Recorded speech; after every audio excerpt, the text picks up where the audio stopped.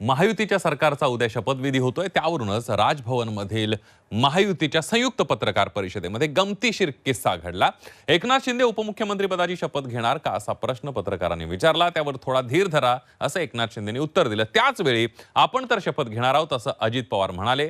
तोच धागा पकडून एकनाथ शिंदेंनी अजित पवारांच्या शपथविधीबाबत मार्मिक टिप्पणी केली आणि त्यामुळे एकच हशा पिकला। बघूया।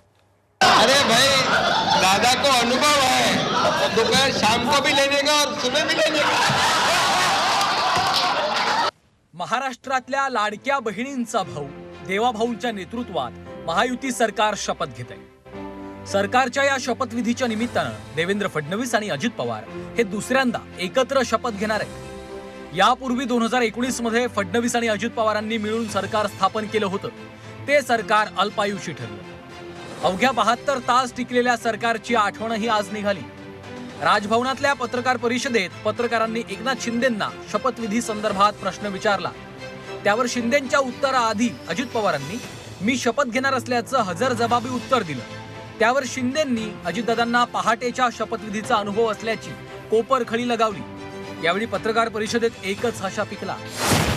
अरे भैया, अभी तो कहा, देवेंद्र जी ने भी कहा, मैं भी कह रहा हूँ, रुको थोड़ा, अभी शाम तक रुको। अभी कल शपथ है ना, उनका समझ में आएगा। मैं तो लेने वाला हूँ शपथ, मैं रुकने वाला हूँ। दादा को नहीं, अरे भाई, दादा को अनुभव है, दोपहर शाम को भी लेने का और सुबह भी लेने का।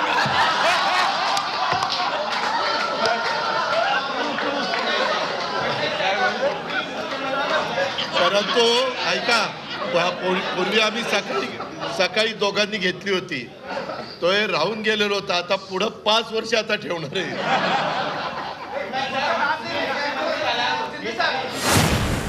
देवेंद्र फडणवीसांनीही गटनेतेपदी निवड झाल्यावर 2.5 दिवसांच्या सरकारचा उल्लेख केला। त्या 2.5 दिवसांच्या सरकारच्या निमित्तानं त्यावेळी महाराष्ट्राचा दुसऱ्यांदा आणि आता तिसऱ्यांदा मुख्यमंत्री बनण्याचा मान मिळाल्याचं फडणवीसांनी म्हटलंय।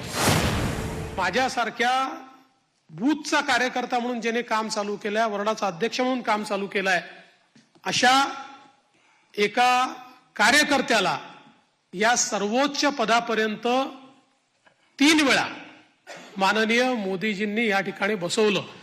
अर्थात त्यातला एकदा 72 तासाकरताच होतो, पण तरी देखील टेक्निकली होतो।